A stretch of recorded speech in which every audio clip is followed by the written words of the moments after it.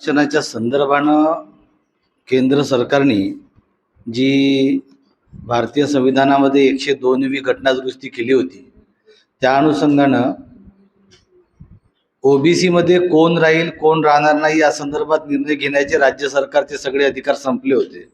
त्याच्यानंतर परत 105वी घटनादुरुस्ती करण्यात आली आणि त्याच्यात एक राज्य सरकारला मुभा देण्यात आली की ओबीसी कोण या संदर्भात यादी स्वतःची सरकारला स्वतःच्या माहिती करता ठेवता येईल।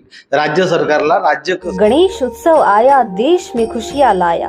डॉली मोबाइल शॉप की ओर से गणेश उत्सव की सभी को शुभकामनाएं। कोई भी मोबाइल खरीदने पर स्मार्ट वॉच व ईयरबड्स फ्री। आप ऑनलाइन मोबाइल खरीदी करते हैं उससे भी कम दाम में, तो आइए डॉली मोबाइल शॉप में। सरकारच्या माहितीसाठी ठेवता येईल। मात्र हा जो कुणबी मराठा जो सध्या प्रश्न संपूर्ण राज्य सरकारमध्ये सुरू आहे, याच्यामध्ये राज्य सरकारने जी भूमिका घेतलेली आहे ती भूमिका अशी आहे की या राज्यामधले जेवढे मराठा लोक आहेत हे मराठा नसून मूळचे कुणबी आहेत आणि म्हणून हे सिद्ध करण्यासाठी त्याच्यासाठी ज्या काही गोष्टी, जे काही एव्हिडन्सेस लागणार आहेत, जे काही साक्ष लागणार आहेत, जे काही पुरावे लागणार आहेत, जे काही दस्तावेज लागणार आहेत, ते शोधण्याची जबाबदारी राज्य सरकारने स्वतःवर घेतलेली आहे। महाराष्ट्र राज्यामध्ये कास्ट स्क्रुटिनी बाबत, कास्ट व्हेरिफिकेशन बाबत सन 2000चा कायदा आहे। त्या कायद्यातही हेच म्हटलेलं आहे की जात हा काही राज्य सरकारचा सर्वांगीण सामाजिक विषय नाही, तो प्रत्येक माणसाचा स्वतःचा वैयक्तिक विषय आहे। तो कोणत्या जातीचा आहे हा त्याचा व्यक्तीचा स्वतःचा विषय आहे आणि तो अमुक जातीचा आहे हे त्या कायद्यान्वये सिद्ध करण्याची जबाबदारी सुद्धा त्या व्यक्तीची व्यक्तिशः आहे। मात्र पहिल्यांदा असं होतंय की एखादा माणूस अमुक जातीचा आहे सिद्ध करण्याची त्या व्यक्तीची जबाबदारी राज्य सरकारने स्वतःच्या खांद्यावर उचललेली आहे। आता भारतीय संविधान फक्त इतकंच म्हणतं की ओबीसीच्या बाबतीत तुम्हाला एक यादी बनवता येईल। जर तुम्ही कुठली यादी बनवली असेल तर अमुक माणूस अमुक जातीचा आहे सिद्ध करण्याची जबाबदारी राज्य सरकारची असेल असं भारतीय संविधान म्हणत नाही, कुठलाही कायदा म्हणत नाही। आणि त्याच्यामुळं या सगळ्या कायद्याच्या विरोधात जाऊन जर एखादी समितीचं गठन होत असेल तर मात्र हे भारतीय संविधानाच्या आणि 2000चा जो कास्ट व्हेरिफिकेशनचा जो कायदा आहे जात पडताळणीचा त्याच्याही ते विरोधात आहे। दुसरा महत्त्वाची गोष्ट अशी की महाराष्ट्र एक असं राज्य आहे याच्यामध्ये असंख्य जाती, आम्ही अमुक प्रवर्गात आम्हाला सामील करून घ्या कारण आम्ही त्याच जातीचे आहोत अशी मागणी उचलत आहेत। खास करून विदर्भ प्रांतामध्येही हलबा हलबी हा विषय फार पूर्वी आलेला आहे।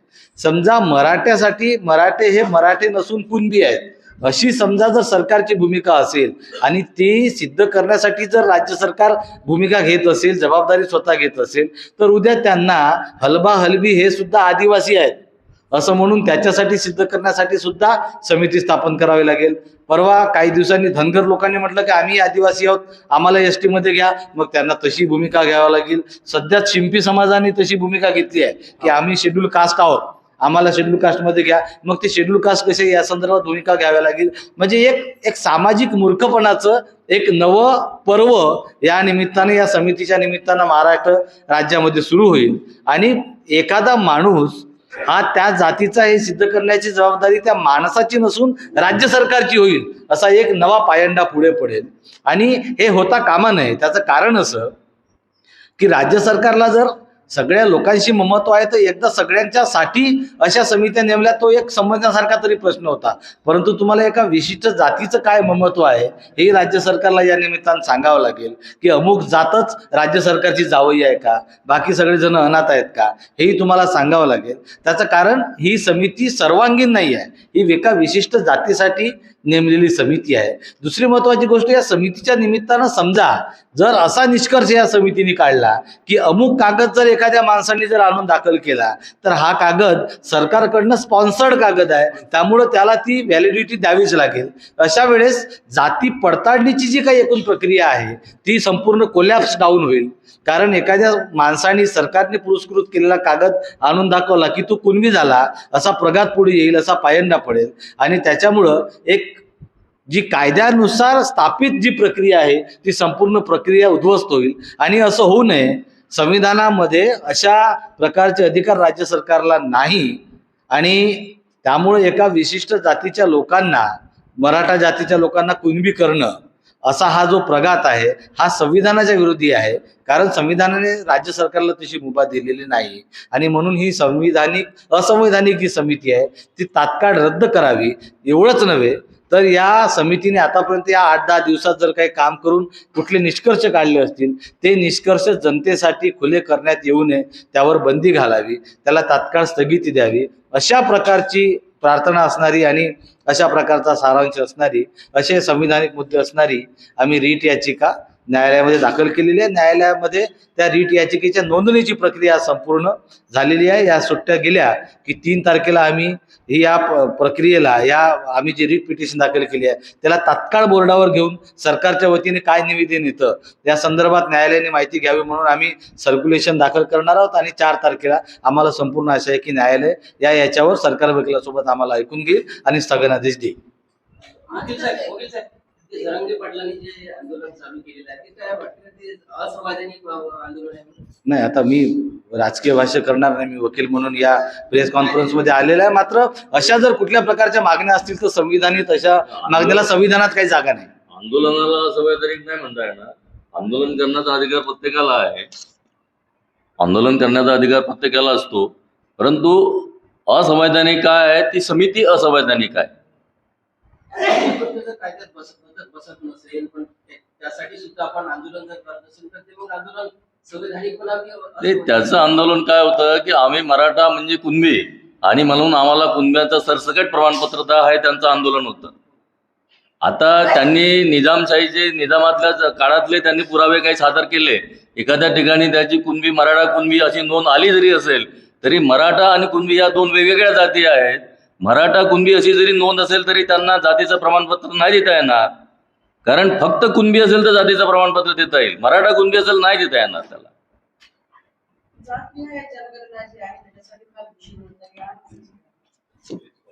प्रश्न तसा आहे की हा जो विषय आहे, मी मगाशीच प्रस्तावनेमध्ये सांगितलं की आम्ही सध्याची जी काही महाराष्ट्रातली सिच्युएशन आहे त्याला जे कारण ठरलेलं आहे समिती, त्या समितीच्याच अनुषंगानं फोकसून आम्ही काम करतो आहोत. आता प्रश्न असा आहे की जाती जनगणनाची मागणी सातत्यानं ओबीसी आंदोलनाकडनं होते आहे. आम्ही 2000लाच पिटिशन टाकलं, 2000ला, आणि 2000चं पिटिशन याच्यासाठी ते ॲक्सेप्ट नाही झालं कारण की नोटिफिकेशन निघून गेली होती जनगणनेची. म्हणून 2010ला आम्ही पिटिशन टाकलं, 2010ला 11चं जनगणनेसाठी. आणि 2011च्या जनगणनेचं पिटिशन ॲक्सेप्ट झालं. त्याच्यावर जवळजवळ 22 वर्ष चर्चा झाली. म्हणजे आतापर्यंत चर्चा झाली. आत्ता मागच्या वर्षी 21 मे 2022ला सरकारने सांगितलं हे मॅटर हे पॉलिसी मॅटर आहे आणि पॉलिसी मॅटर असल्यामुळे सरकारच्या अधिपत्याखाली आहे, त्याच्यामुळे आम्ही याच्यावर डायरेक्शन देऊ शकत नाही, आम्ही सरकारला बाध्य करू शकत नाही, म्हणून तुमची ही पिटिशन आहे तुम्ही ही वापस घ्या.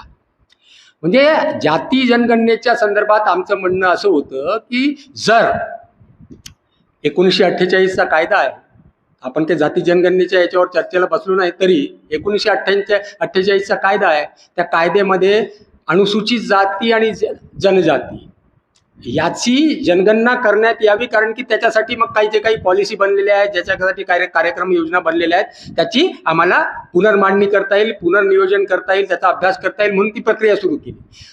जर ओबीसीच्या संदर्भात आरक्षण असो की सामाजिक योजना असो, न्यायाच्या योजना त्या जर सुरू झाल्या आहेत, तर त्या सुरू झाल्या असेल तर सरकारने जर कोणी म्हणत असेल की ओबीसीची जनगणना करण्याच्या संदर्भात कायदाच नाही, मग जर कायद्यामध्ये अनुसूचित जाती आणि जमाती हे बॅकवर्ड क्लास सिटीजन म्हणून जर 16(4) आणि 15(4) मध्ये इन्क्लूड असेल, who are the backward class, those are the schedule caste, schedule tribe and the social and educational backward. हे जर भारताच्या मूलभूत अधिकाराच्या कलम 15 आणि 16 मध्ये अंतर्भूत आहे, तर मग त्या जो जनगणना कायदा आहे 1948चा, त्या जनगणना कायद्यामध्ये सहजच तो अनुसूचित जाती जमाती सोबत सामाजिक शैक्षणिक मागासवर्ग प्रक्रिया संशोधित होऊन यायला पाहिजे. जर कायद्याच्या संदर्भात कोणी बोलत असेल तर यायला पाहिजे.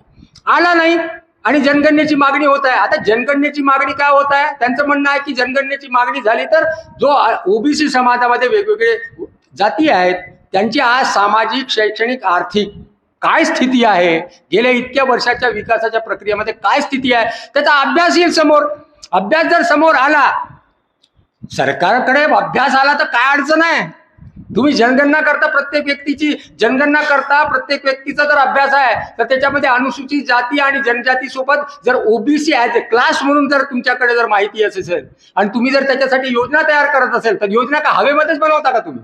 योजनांचे जे काही लाभार्थी आहेत ते हवेमध्ये ठरवतात का? म्हणजे 72 वसतिगृह, अरे 72 वसतिगृह, 23 लाख विद्यार्थी आहेत उच्च शिक्षणामध्ये महाराष्ट्रामध्ये आणि 72 वसतिगृहामध्ये किती विद्यार्थ्यांना सामावून करणार आहे तुम्ही? 7,200. कुठे 23 लाख आणि कुठे 7,200? म्हणजे आमचं म्हणणं आहे की जनगणना जर झाली तर तुमच्यावर दबाव येईल. एवढे सामाजिक, शैक्षणिक वर्गातले जे आहेत त्यांची सामाजिक, शैक्षणिक आणि आर्थिक ही स्थिती आहे, त्याच्यावर तुमच्या ज्या योजना आहेत त्याच्यामध्ये तुम्हाला बदल करण्याचा एक शक्ती मिळेल. तुम्हाला काही उपाययोजना आणखी नवीन करायच्या असेल त्याची ताकद मिळेल. पण सरकारला हे का पटत नाही आहे, सरकारला का आवडत नाही, हा सरकारचा अखत्यारीचा भाग आहे. पण आमची मागणी त्या संदर्भातली आहे, जाती जनगणना झाली पाहिजे त्या संदर्भातली आहे. म्हणजे एकूण जे विकासाचे ते तुम्ही काही जे काही ठोकताळे तयार करतायत, एकूण विकासाच्या योजना जे बनवतायत तुम्ही, आणि त्यात अनुसूचित जाती जनजाती बनवतायत आणि ओबीसीच्याही बनवत आहेत. आमचं म्हणणं बनवत आहेत तर कशाच्या आधारावर बनवत आहेत? जसं आम्ही म्हटलं की बा परदेशी उच्च शिक्षणामध्ये ओबीसीना पाठवलं पाहिजे, त्याच्यामध्ये शिष्यवृत्ती मिळाली पाहिजे. ते 2017ला सुरू केली महाराष्ट्र सरकारने, चांगली गोष्ट केली. पण एकूण ओबीसी वर्गासाठी त्याच्यात 346 जाती आहेत आणि मग त्याच्यानंतर मग भटके, विमुक्त आणि एसबीसी मिळून ज्या काही आपण म्हणतो ज्याला 400 जाती असतील, यांच्यासाठी किती 10 ठेवल्या. आता किती ठेवल्या? सगळ्यांना मिळून 50. व्हॉट इज दिस? म्हणजे सरकारला जर नियोजन करायचं असेल आणि तो नियोजनासाठी जर आधारभूत काही ताकद पाहिजे असेल तर ती या जनगणनेच्या माध्यमातून मिळू शकते. म्हणून जनगणनेची जी मागणी आहे ती मागणी सातत्याने ओबीसी वर्गाकडून होत आलेली आहे.